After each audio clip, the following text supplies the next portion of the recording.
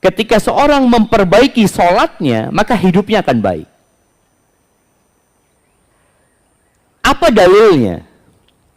Kalau kita memperbaiki sholat kita, insya Allah ya usaha kita, kehidupan kita yang lainnya baik. Rumah tangga kita akan baik ya. Kerjaan kita akan baik. Hubungan kita sama orang tua akan baik. Sama tetangga akan baik. Apa dalilnya? Siapa yang mau menyebutkan? Jauh banget di sana. Silahkan. Bismillah. Inna salata tanha 'anil fahsya wal munkar. Ya, boleh, itu salah satu dalilnya. Salat itu mencegah dari perbuatan keji dan mungkar. Kirimkan hadiah ke belakang. Siapa lagi dalilnya? Wasta'inu bisabri wassalah. Minta tolong dengan sabar dan salat. Dalilnya itu setiap hari ada lagi antum. Itu secara umum ya. Yang ada kalimat salatnya. Tiang agama. Boleh lah. Kita boleh-boleh semua jemaah. Yang penting ada dalilnya gitu kan. Yang penting ada dalilnya. Cocok nggak cocok ya cocok-cocokin nanti kan seperti itu. Antum dengar sehari 10 kali jemaah. Hayya 'alas shalah. Hayya 'alal falah. Hayya 'alas shalah. Terus ayo sholat kalian. Bayangin ya, bagaimana cintanya Allah kepada manusia. Sampai Allah syariatkan azan yang diperdengarkan sehari 5 kali. Cuma kadang-kadang kita nggak mau denger. Dipanggil tuh hayya 'alas shalah, setelah itu hayya 'alal falah. Jadi sholat ini disyariatkan bukan untuk menyusahkan kita. Engkau sholat, engkau dapat kejayaan dalam hidupmu. Dapat glory. Dapat kenyamanan. Dapat ketenangan dan kedamaian. Kalau mau. Qomat juga. Ya. Bagaimana ketika orang mengatakan, hayya 'alas shalah, hayya 'alal falah. Tolong hal itu dihayati. Makanya di antara langkah menuju ke khusyuk itu adalah mendengarkan azan, menjawab azan, dan berdoa setelah azan. Ini panggilan untuk menuju ke sholat. Kalau panggilannya aja antum abaikan, tidak terlalu penting buat antum. Sebagian mungkin masih sibuk ngobrol dengan panggilan tersebut. Merasa, aduh waktu anak habis ya. Ya anak-anak juga merasakan. Kadang-kala anak dengar azan, pegang handphone ya. Seharusnya udah taruh lah. Antum hayati bacaan Allahu Akbar, Allahu Akbar. Antum akan tahu, ya Allah semuanya kecil. Allah itu maha besar. Antum punya masalah sama siapa? Sama bos, sama atasan, sama presiden. Sama raja. Wallahi semua itu hambanya Allah Azza wa Jalla. Terus kenapa kita harus bingung? Allahu Akbar, Allahu Akbar. Terus bagaimana kita bersyahadat? Aku bersaksi bahwa nggak ada yang berhak disembah kecuali Allah ya. Ketika kita dengar lalu kita menjawab wa ana asyhadu an la ilaha illallah, dan aku ikut bersaksi. Jangan cuma muadzinnya yang bersaksi. Ketika mengatakan asyhadu anna Muhammad Rasulullah, lalu antum mengulangi wa ana asyhadu anna Muhammadar Rasulullah. Setelah itu antum mengatakan raditu billahi rabba wa bil islami dina wa bi Muhammadin sallallahu alaihi wasallam nabi. Aku ridha ya Allah engkau sebagai Tuhanku. Apapun ya Allah yang kau akan perlakukan kepadaku, aku ridha ya Allah. Karena hidup ini tidak selalu sesuai dengan keinginan kita. Antum punya masalah. Dan ana juga punya masalah. Pikirnya Ustaz nggak punya beban gitu loh. Jadi bebannya ditambah ya Allah ya. Tapi ternyata beban itu ketika Ustaz mendengar jadi ringan buat Ustaz. Kenapa? Ternyata masalah ana lebih ringan daripada masalah orang ini. Jadi itu menjadi obat buat kita. Sahih. Semua punya masalah. Tapi ketika antum punya keridhaan dengan ketentuan Allah, ana ridho sudah. Tapi ya kita suruh doa minta afiah ya. Minta keselamatan dari bala dan musibah. Iya, tapi ketika itu datang dan antum ridho, selesai urusannya. Maka di situ ketika azan dikumandangkan, berhentilah. Berhenti berkegiatan. Taruh handphonenya. Kalau sedang berbicara lawan bicaranya, bisa dengarkan azan. Sebentarlah. Antum hayati panggilan itu. Di beberapa cerita, Imam Ahmad bin Hanbal ketika di penjara ya.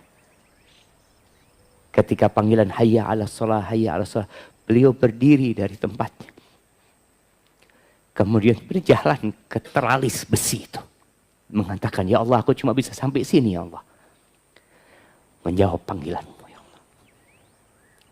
Jadi itu panggilan jamaah. Hayya 'alas shalah. Ayo gitu loh. Tapi ketika panggilan ini sekali diabaikan, antum nggak akan sampai al-falah. Itu gimana antum mau dapat al-falah? Yang ada harta antum jadi azab buat antum. Anak-anak jadi azab buat orang tuanya. Orang tua itu ingin anak-anak jadi qurratu a'yun, penyejuk pandangan. Dia ingin harta yang dikumpulkan itu jadi ya sarana untuk kebahagiaan dan kegembiraan dia di dunia dan di akhirat. Ternyata enggak. Maka Allah mengatakan, "Fala tu'jibka amwaluhum wala auladuhum." Kau jangan takjub ya sama harta mereka. Jangan heran sama anak-anak mereka. Kadang-kadang kita, ya Allah, anaknya bagus-bagus semua gitu ya. Masya Allah, sukses semua, hartanya banyak. Padahal sholat yang enggak. Apa anak harus enggak sholat supaya kaya ya? Mungkin orang berpikir, anak dulu hijrah Ustaz, Masya Allah, belum hijrah banyak fulusnya Ustaz. Setelah hijrah kok jadi susah Ustaz ya? Enggak, antum tetap dapat falah. Ketika antum bisa sholat, antum sedang menuju ke al-falah tadi itu. Antum sedang memperbaiki hidup antum ya. Allah mengatakan, "Fala tu'jibka amwaluhum wala auladum, innama yuridullah liyu'adzibahum biha fil hayatid dunya."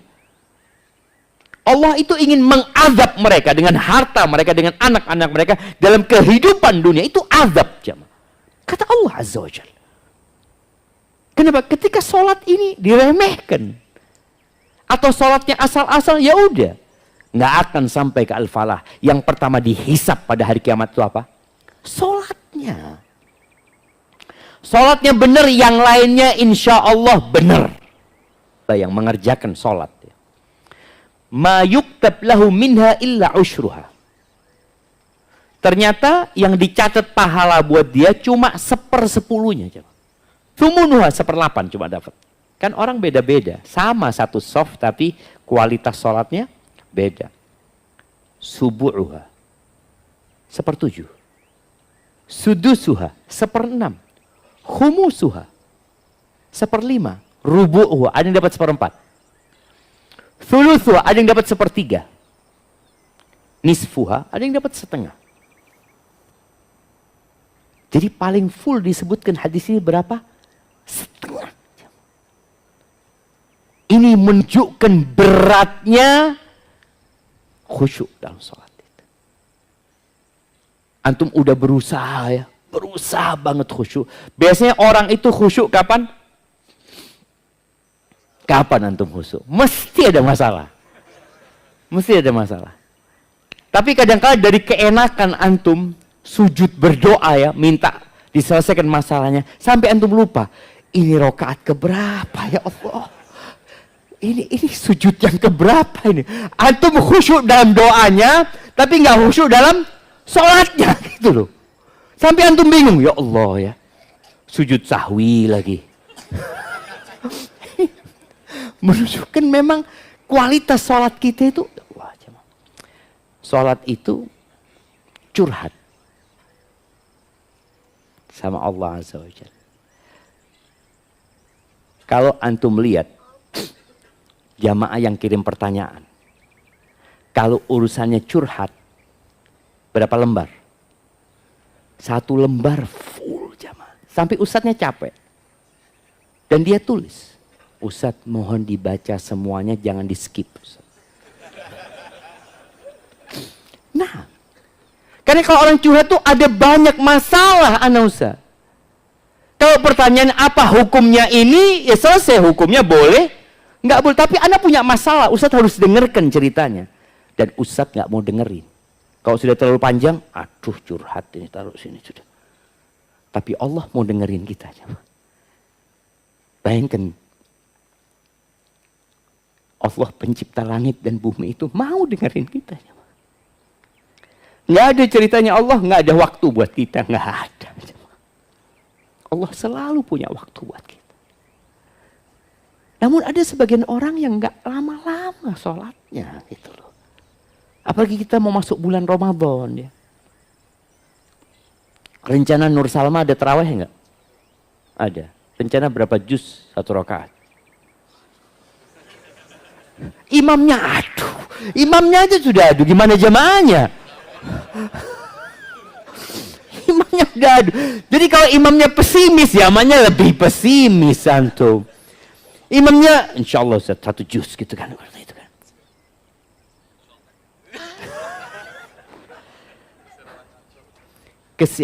Orang udah pada pulang. Anak pernah sampaikan di sini mungkin. Di Sukamiskin, tahu Sukamiskin itu? Penjara itu ya. Penjara orang-orang hebat. Hebat apanya? Wallahu a'lam. Anak sempat masuk sana. Untuk berdakwah ya, masuk sana. Semoga kita dijauhkan dari namanya penjara ya. Itu cerita mereka. Ustaz Ramadan alhamdulillah Ustaz, 10 hari terakhir kita itu tarawih Ustaz 11 rakaat, kita panggil imam Ustaz. Bisa semalam tuh 3 sampai 4 juz Ustaz. Itu 11 rakaat ya. Apakah antum nunggu di penjara? Baru mau 3-4 juz. Nah, dan Nabi alaihi salatu wassalam. Ya gimana? Ini bulan Ramadan, bulan diturunkannya Al-Quran.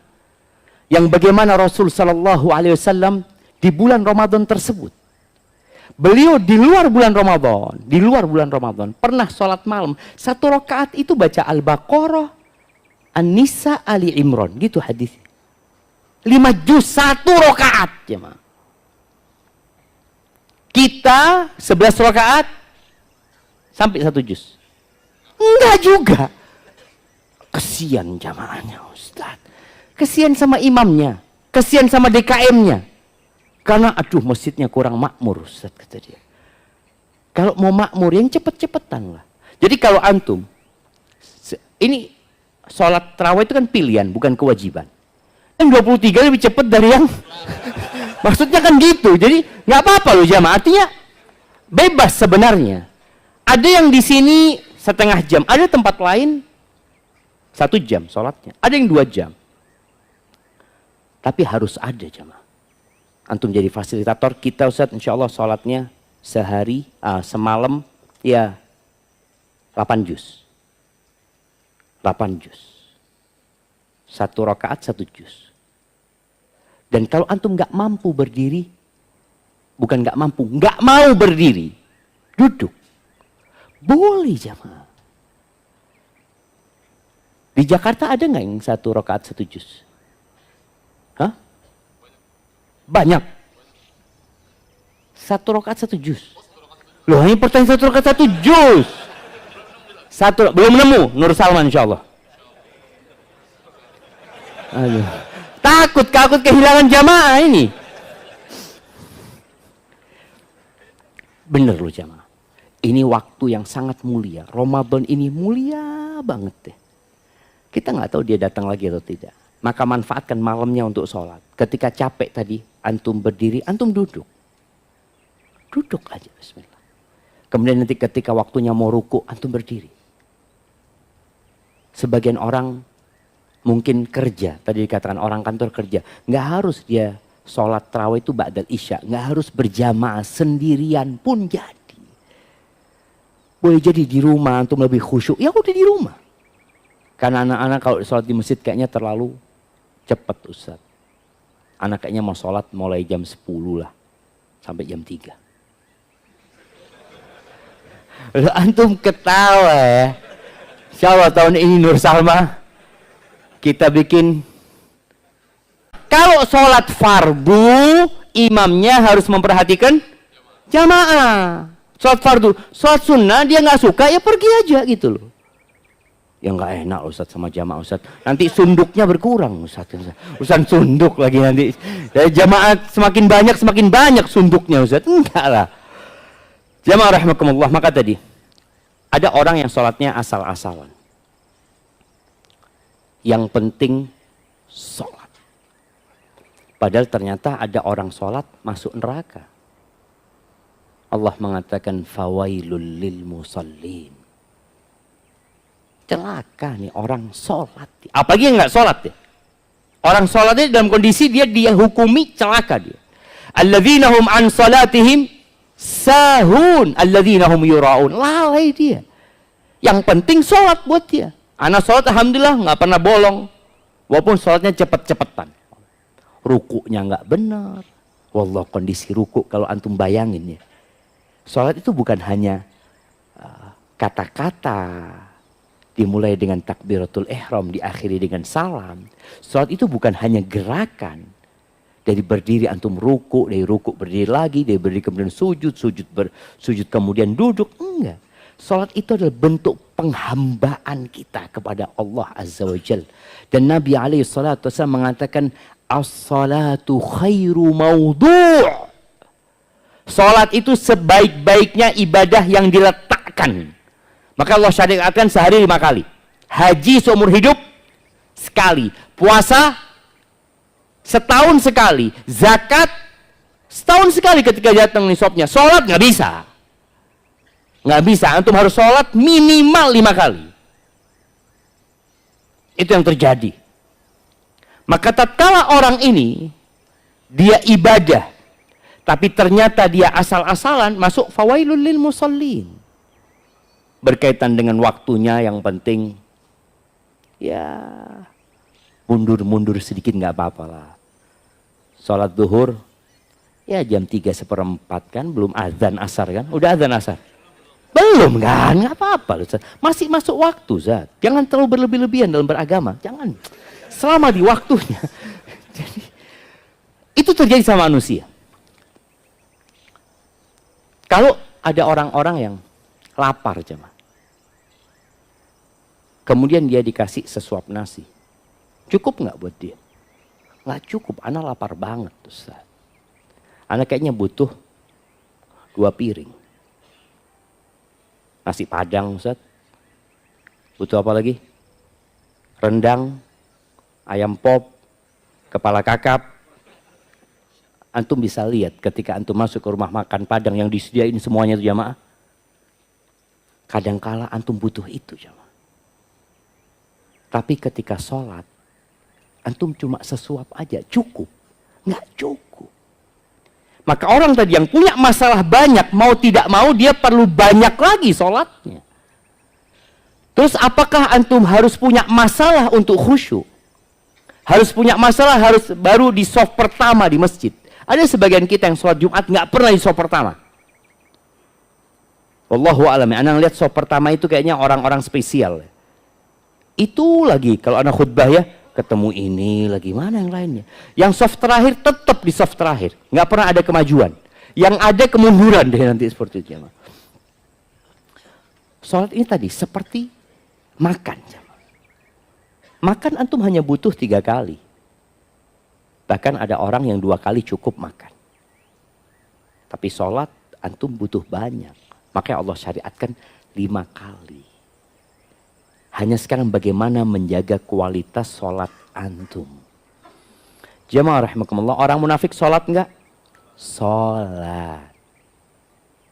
Apa kata Allah Azza wa Jalla? Innal munafiqina yukhadi'un Allah. Masya Allah. Itu kiriman dari siapa tuh? Mak-mak. Innal munafiqina yukhadi'un Allah wa huwa khadi'uhum. Orang-orang munafik itu hendak menipu Allah. Bagaimana cara mereka menipu Allah? Ya tadi kumpul sama orang-orang Islam ya. Pakai peci juga, duduk di softnya orang-orang soleh. Padahal Allah yang sedang menipu dia. Dia pikir Allah nggak tahu. Kalau pihak masjid nggak tahu. Anda ditanya, Ustaz tahu nggak mana yang munafik di masjid ini Ustaz? Coba antum lihat. Kanan kiri antum. Tahu dari mana antum? Ini kayaknya munafik Ustaz. Kenapa? Dari tadi nyatet aja. Kayaknya pura-pura dia nyatetnya. Nggak bisa gitu jemaah. Nah kita benar-benar nggak tahu. Tapi Allah kasih tanda ternyata. Apa tandanya? Idza qamu ila sholati qamu kusala.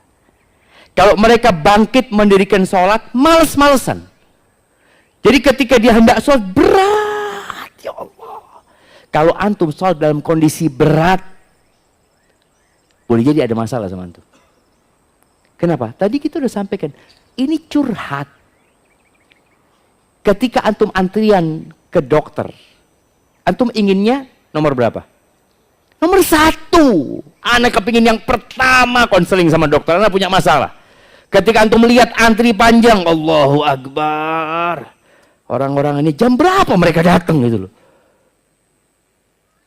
Orang-orang munafik berat, malas.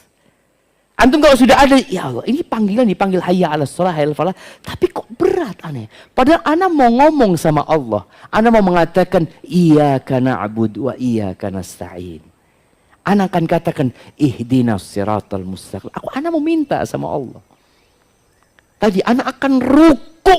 Bagian posisi ruku antum melihat ana sedang beribadah sama Allah. Allah sedang melihat ana saat ini, jemaah. Emang enggak mau? Antum ketemu bos aja, dipanggil bos. Dipanggil bos. Astagfirullah. Ketika antum mengatakan astagfirullah dipanggil bos, berarti antum punya salah. Antum tuh dipanggil karena dosa. Iya, ana berbuat salah. Tapi ketika dikatakan dipanggil bos, ada bonus buat engkau. Tadi hayya 'alas shalah, hayya 'alal falah. Antum mau dikasih tahu, antum mau dikasih bonus. Terus antum mengatakan, kayaknya nggak bener bonusnya nih. Munafik. Artinya dia nggak yakin gitu. Ketika yakin dia akan bergerak langsung. Qamu kusala yura'unan nas. Ini orang ria aja sholatnya, sholat dia. Tapi ria. Wala yadhkuruna Allah illa qalila. Dan kata Allah, dia tidak mengingat Allah kecuali sedikit. Jamaah rahimakumullah. Pernah ada orang yang sholat di Masjid Nabawi. Dia mungkin sholat tahiyatul masjid. Nabi ngelihat dia sholat. Diperhatikan sama Nabi SAW. Setelah selesai sholat, dia datang kepada Nabi SAW. Nabi mengatakan, Salli fa innaka lam tusalli. Engkau sholat, engkau belum sholat. Padahal dia berdiri ngadep kiblat dalam posisi semua syarat sholat sudah dia penuhi. Dia katakan Allahu Akbar, mulai rukunnya dia lakukan gerakan-gerakan sampai salam. Tapi kata Nabi SAW, Salli fa innaka lam tusalli. Sholatlah engkau, sebenarnya engkau belum sholat. Jangan sampai sebagian kita 10 tahun sholat, ternyata belum sholat. Dihukuminya belum sholat. Dalam hadis yang diriwayatkan Tabrani, Nabi SAW mengatakan, Innar rajula la yusalli salata sittina sana. Ada orang yang sholat sama 60 tahun. Jemaah. Mungkin dia sholat sejak umur 10 tahun. Berarti umurnya dia sekarang berapa? 70 tahun. Ada orang yang sholat selama 60 tahun. Walam tuqballahu sholah. Satu pun sholatnya nggak ada yang diterima. Nggak ada yang diterima. Apa gunanya dia sholat? Nggak benar berarti sholatnya. Sholat yang tidak mencegah dari perbuatan keji dan mungkar. Ketika antum sholat tapi dosa terus antum garap. Antum tolong lihat sholat anak gimana gitu loh. Ketika sholat antum bener, nih maksiat berkurang.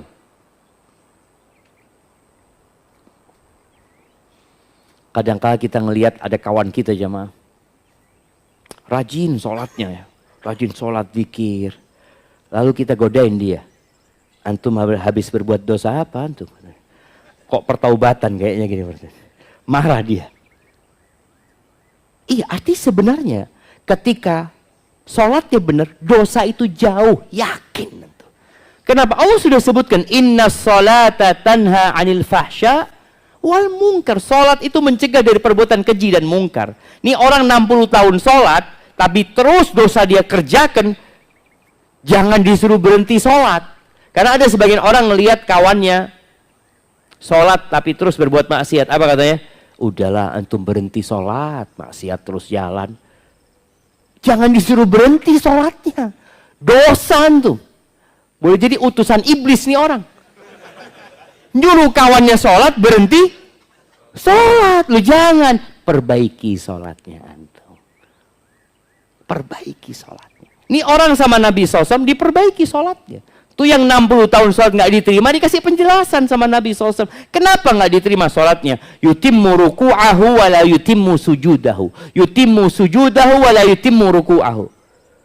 Dia tadi sholatnya asal-asalan. Rukuknya sempurna, sujudnya enggak. Sujudnya sempurna, rukuknya enggak. Padahal kita tahu yang namanya tumak nina itu rukun sholat. Gitu loh. Ini orang pokoknya sholian.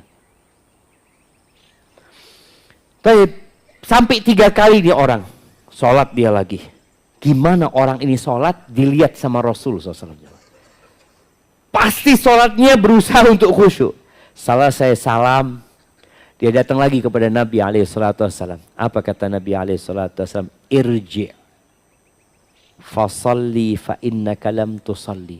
Engkau balik sholat. Engkau belum sholat.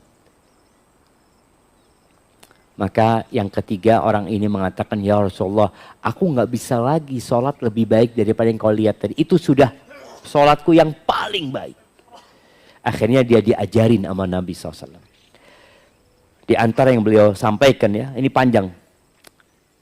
Idza kunta ila shalah fastaqbilil qiblah ya. Kemudian disuruh baca mata yasra minal Quran ya. Dan kita tahu yang jadi rukun sholat adalah baca Al-Fatihah. Boleh nggak ana Ustaz sholatnya karena keburu-buru ana baca Al-Fatihah aja Ustaz, nggak baca surat? Boleh nggak? Boleh, sah sholatnya gitu loh. Tapi bacanya yang benar, baca Al-Fatihahnya ya. Karena dari 30 juz Al-Quran itu, yang paling utama adalah Al-Fatihah. Seakan-akan semua yang dalam Al-Quran itu terangkum dalam Al-Fatihah ini. Maka antum baca lagi tafsirnya ya, supaya antum lebih menghayati. Kemudian Nabi mengatakan, kemudian rukuklah engkau. Apabila engkau rukuk, jangan langsung bangkit. Sampai engkau tumaknina rokian. Rasakan semua anggota badan itu di tempatnya. Dan antum merasakan ana sedang rukuk buat Allah Azza wa Jal. Kemudian nanti ketika sujud juga antum merasakan ana sedang meletakkan kening ana di muka bumi ini untuk berbicara dengan Allah yang ada di atas arasnya. Antum katakan subhana rabbiyal a'la wa bihamdihi. Dan rasakan. Ketika sholat antum benar, antum selesai sholat akan mendapatkan kebaikan. Antum merasakan kok enak ya. Kok tenang anak sekarang ini. Rasulullah SAW kalau punya masalah larinya kemana?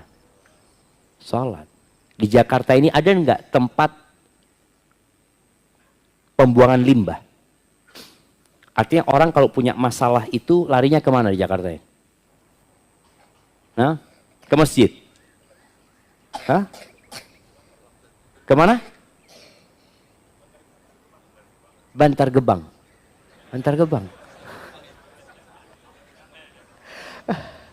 Enggak, orang kalau punya masalah itu biasanya kalau di Jakarta ini dibuang kemana? Diskotik, dunia malam. Nah, di mana lagi? Masjidnya tutup. Masjid tutup kata dia. Padahal memang waktu curhat yang paling indah itu malam. Sholat yang paling indah itu ya di malam itu. Bagaimana tatkala Allah menyebutkan penghuni surga itu? Ya Allah jamaah, kapan kita bisa seperti mereka? Allah mengatakan, kanu Qalilan minal laili ma yahja'un. Mereka sedikit tidurnya di malam hari. Begadang, ya. Ternyata penghuni surga itu ketika hidup di dunia, mereka keluar dari zona nyaman itu, mereka begadang malam jemaah. Tapi bukan di diskotik mereka begadang. Bukan di jalanan. Kadang-kala Anda melihat, tak tahu di sini, alun-alunnya biasanya, itu malam hari penuh sama orang-orang nongkrong di sana. Mereka semua punya masalah. Mereka larikan ke sana, ngobrol, ngopi, ini, itu. Dia pikir selesai. Pulang dari sana paginya, alhamdulillah selesai masalahnya. Enggak selesai. Tapi ketika antum larikan ke sholat, selesai. Karena Allah janji, qad aflahal mu'minun alladzina hum fi salatihim khashi'un. Udah sukses tuh orang. Siapa mereka? Yang kalau sholat khusyuk dia. Maka perlu yang namanya tumaknina dalam sholat. Rasakan tumaknina, rasakan setiap perpindahan gerakan sholat itu. Usahakan emak-emak di belakang, kalau sholat, ya tepat waktu. Emak-emak ini paling jauh dari riya sholatnya. Paling jauh dari riya. Kenapa? Di rumah. Suaminya datang, udah sholat. Udahlah. Sebelum adzan udah sholat tadi. Dari semangatnya dia sholat. Padahal sholat setelah adzan gitu deh. Tapi ada mama yang selalu menunda waktu sholat. Ya tipikal ibu-ibu itu macam-macam. Ada ibu-ibu itu yang nunggu semua beres baru sholat seperti itu. Sampai akhirnya sholat duhur mau asar. Janganlah. Ketika masuk adzan, tinggalkan semuanya. Dan bapak-bapak juga ya. Ketika sudah masuk waktu sholat, panggilan hayya ala sholat, yang bisa ditinggalkan, tinggalkan semuanya. Usahakan sholatnya di awal waktu. Walaupun memang kita tahu sholat itu waktunya luas gitu ya. Zuhur ya sampai asar. Kalau subuh sampai matahari terbit waktu subuh itu. Ketika seorang mulai menunda-nunda waktu sholat, maka boleh jadi nanti ada kesibukan yang sholatnya di luar waktu. Tapi kalau antum lihat anak punya waktu, tadi khususnya lagi emak-emak ini, udahlah yang namanya beres-beres ini itu semuanya bisa ditunda. Tapi sholat ini seharusnya lebih diutamakan. Apalagi kalau sudah tahu hari itu hari dia datang bulan. Ketika dia tahu zuhur nih, oh kayaknya anak hari ini udah kayaknya mau datang bulan nih. Oh, udah adzan, sholat. Berjanji dari riba, dari namimah, dari perbuatan-perbuatan yang haram, dari kezaliman. Kalau ada orang sholat tapi ngomongnya kasar, ada bahaya dengan sholat dia. Nabi SAW ditanya tentang seorang wanita. Taqumul lail wa tasumun nahar. Ini perempuan hablum minallahnya baik dalam pandangan manusia. Dia sholat malam. Dia puasa sunnah. Kadang-kadang dia sedekah juga, mungkin berbagi dengan hartanya. Masalah dia satu. Walakinnaha salitah au filisaniha saltah tu'zi jiranaha. Dia suka menyakitin tetangganya dengan lisannya. Loh, ini gimana? Dia sholat malam loh. Dia puasa sunnah. Tapi ternyata sholat dan puasanya tidak merubah sikap dan karakter dia. Tidak menjadikan dia menjaga lisannya. Kata Nabi SAW, hiya finnar la khaira fiha. Neraka tempatnya. Nggak ada baiknya tuh orang. Loh, terus gimana dengan sholatnya? Berarti sholatnya belum baik sebenarnya. Dia memang mengerjakan itu sholat dengan raganya, tapi boleh jadi tidak dihayati dengan hatinya. Ahibati fillah, memakmurkan masjid bagi kaum laki-laki menjadi target utama. Dan antum bisa rasakan nikmatnya melangkahkan kaki, apalagi di bulan Sya'ban. Anak ngomong sama istri anak. Karena kita di rumah ada anak yang mau kalau ke masjid itu ya harus bareng sama anak. Anak sampaikan ke istri anak, Syuf, ini bulan Sya'ban, usahakan kita habis adzan sudah di masjid. Tidak nunggu qomat. Yang nunggu qomat itu siapa biasanya? Yang rumahnya dekat sama masjid. Karena dia tahu bentar lagi lah. Artinya di qomat dia ke masjid masih bisa, masih dapat tuh. Tapi yang jauh-jauh biasanya udah datang duluan. Anda sampaikan kepada istri Anda minta itu. Bagaimana adzan anak-anak udah siap. Karena kalau nyuruh anak-anak ke masjid ini butuh waktu cukup panjang. Dia lari sana, lari sini, suruh ambil bajunya, dia tidur-tiduran di kasur ya. Namanya anak-anak lah seperti itu. Kalau bapak-bapak kayak gitu, la haula wala quwwata illa billah. Nah, ahibati fillah. Tadi ana sampaikan, ana pesan sama istri, kita butuh saling tolong-menolong sama keluarga. Antum mengingatkan istri antum juga minta tolong sama istri antum. Ingatkan ana lah. Ketika adzan dikumandangkan, itu udah disiapin anaknya, bapaknya sudah ambil wudu. Usahakan antum juga kalau mau qobliyah, ya qobliyah di rumahnya ya. Baru kemudian berangkat ke masjid. Kemudian di masjid anak jangan dibiarin di tempat yang jauh, dekatkan sama antum. Karena sebaik-baiknya ibadah, sebaik-baiknya yang kita ajarkan kepada anak kita. Apalagi sekarang bulan Sya'ban, bulan diangkatnya amalan, sehingga masuk Ramadan kita sudah semangat. Apa yang menyebabkan kita bisa khusyuk? Salat kita jadi baik. Antum sudah sebutkan semua. Masalah. Ketika ada masalah, kita jadi lebih dekat sama Allah SWT. Kita tuh punya masalah semua. Masalah itu namanya kematian. Antum takut sama penyakit, antum ke dokter. Antum hidup sehat. Karena antum takut dengan sesuatu. Antum minum obat, antum olahraga.